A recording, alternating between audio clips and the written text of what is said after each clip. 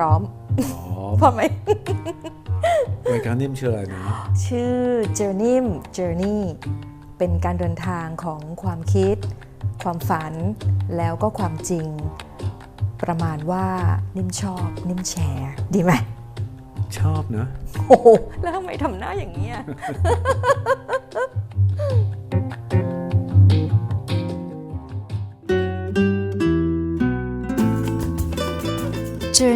Journey นะคะเรายังอยู่กันที่สงขลาเมืองเก่าค่ะแต่ว่าเราจะย้ายไปที่เมืองเก่ากว่าคืออีกฝั่งหนึ่งนะคะ นี่ท่าเรือตรงนี้เรียกว่าเป็นท่าเรือคลองขวางเป็นท่าเรือที่เราจะสามารถข้ามไปอีกฝั่งหนึ่งได้สงขลาไม่ได้มีแค่เมืองเก่าค่ะเพราะว่าเมืองเก่าจริงๆของสงขลาที่มีการตั้งต้นน่ะมันคืออีกฝั่งหนึ่งซึ่งเราจะต้องข้ามไปนะแล้วก็นี่กำลังจะนั่งเรือไปนั่งเรือชาวบ้านน้ำกระเด็น ไปขึ้นที่แหลมสนค่ะซึ่งก็เป็นหนึ่งในชุมชนโบราณแต่ว่าตอนนี้เนี่ยก็ยังมีการอยู่อาศัยอยู่แล้วก็เป็นอีกชุมชนหนึ่ง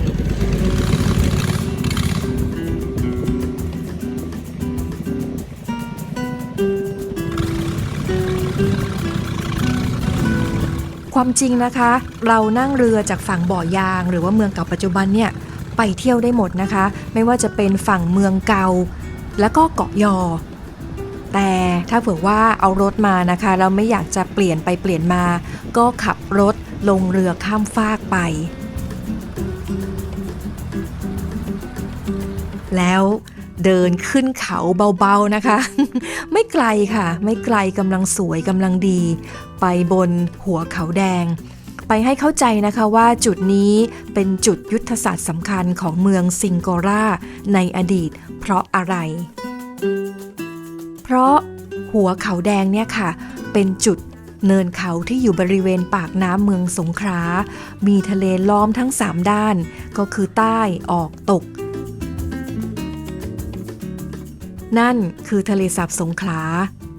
และนั่นคืออ่าวไทยซึ่งก็เป็นที่มาของชื่อเมืองสองทะเลนั่นเองค่ะนี่ยังไม่เคยพาใครขึ้นมาเลยนะพาพี่นิดขึ้นมาคนแรก จริงว่าแล้วตื่นขึ้นมาครั้งแรกเหมือนกันว่าอย่างนี้ละค่ะว้าวนี่คือฝั่งนี้คือทะเลสาบแล้วกระเถิบออกไปเป็นทะเลของอ่าวของอ่าวไทยว้าว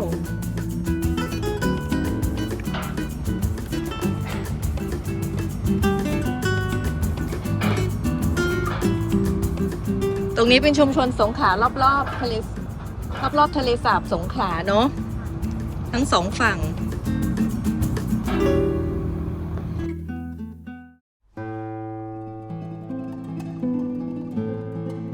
เมืองสงขลาเก่าฝั่งสิงหนครเคยเป็นรัฐสุลต่านนะคะมีพื้นที่ปกครองตัวเองและก็เป็นอิสระจากอำนาจปกครองของอยุธยาจนกระทั่งสมัยพระนารายณ์ค่ะถึงมีการยกทัพมาตีจนแตกเมืองเก่าฝั่งนี้สถานที่ที่มีก็เลยมีทั้งความเก่าและแก่จนกระทั่งเป็นโบราณสถานและก็วัดสำคัญค่ะ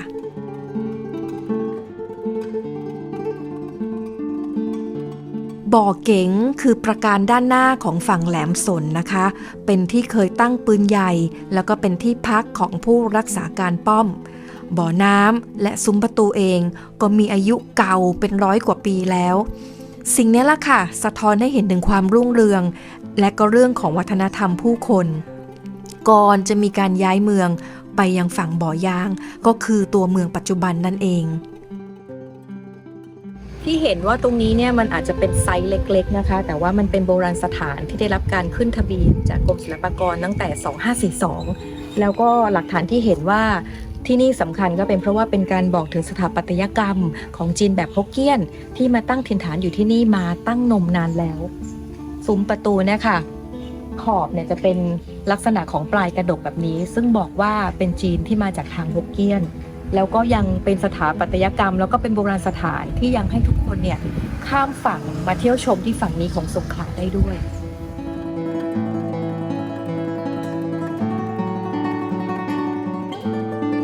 นอกจากนั้นค่ะก็มีวัดเก่าที่สวยลึกไปถึงต้นรัตนโกสินทร์นั้นเลยอย่างวัดนี้นะคะวัดสุวรรณคีรีที่นี่เคยเป็นวัดที่ใช้ทำพิธีถือน้ำสาบานของข้าราชการของเมืองสงขลาสมัยก่อนมีความหลากหลายรุ่มรวยกับการผสมวัฒนธรรมอย่างเช่นหอระฆังด้านหน้าเนี่ยนะคะมีการก่อปูนเจาะช่องหน้าต่างเป็นรูปวงรี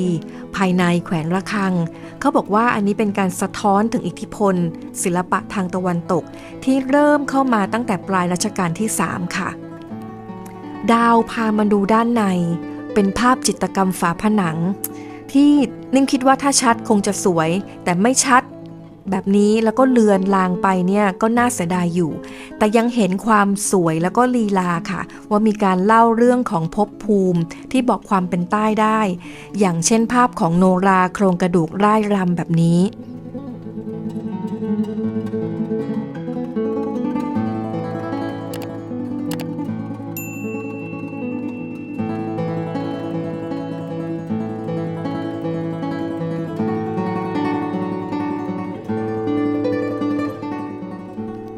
ถัดไปนะคะเป็นวัดบ่อซับค่ะเป็นบ่อที่ซับน้ำมาจากภูเขา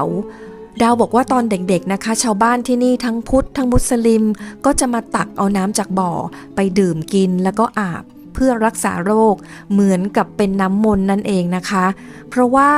ไม่เคยเหือดแห้งและจะมีน้ำตลอดทั้งปีจริงๆ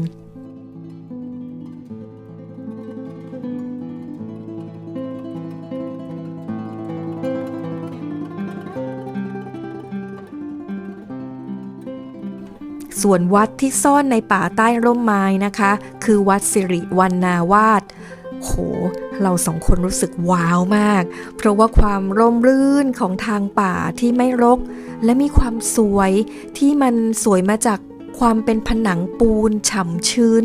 แล้วมันดูลึกล้ำแล้วก็ไม่โฉงฉางสำหรับนิ่มนะคะหอระฆังที่เหลือเฉพาะบันไดเนี่ยก็กลับทำให้นิ่มรู้สึกว่ามันทำให้จินตนาการของนิ่มไปไกลกว่าที่เราเห็นคือบางทีมันก็ดีนะคะกับช่องว่างที่เหลือเอาไว้บ้างให้เราได้คิดต่อยอดวัดนี้ค่ะมีกลิ่นของสถาปัตยกรรมแบบไทยผสมกับจีนก็เรียกว่าเป็นไปตามแบบพระราชนิยมสมัยรัชกาลที่3นะคะคือไม่หน่วยนาฏไม่ย้วยมีความน้อยแล้วก็มินิมอลกำลังดี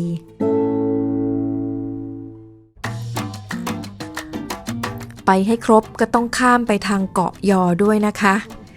เราไปหมู่บ้านทอผ้ากันบนเกาะยอค่ะที่สงขลานะคะก็มีผลิตภัณฑ์พื้นเมืองที่น่าสนใจก็คือผ้าค่ะเป็นผ้าทอของเกาะยอที่นี่ถึงแม้ว่าชาวบ้านบอกว่าเหลือคนทอไม่กี่คนแล้วเพราะว่ามีวิกฤตโควิดที่เกิดขึ้นคนก็หายไปนักท่องเที่ยวก็หายไปชาวบ้านเองเนี่ยก็ต้องหาอาชีพอื่นที่จะสามารถทำให้ประกอบอาชีพได้แล้ววันนี้นิ่มก็เลยลองมาดูค่ะว่าผ้าทอเกาะยอที่ขึ้นชื่อว่าสวยมีลายเฉพาะตัวอย่างเช่นลายราชวัตรหรือว่ามีลายคิดใหม่อย่างลายปีกหรือว่าลายวัวหลวงเนี่ยสวยยังไงได้ยินเสียงละต้องเข้าไปดู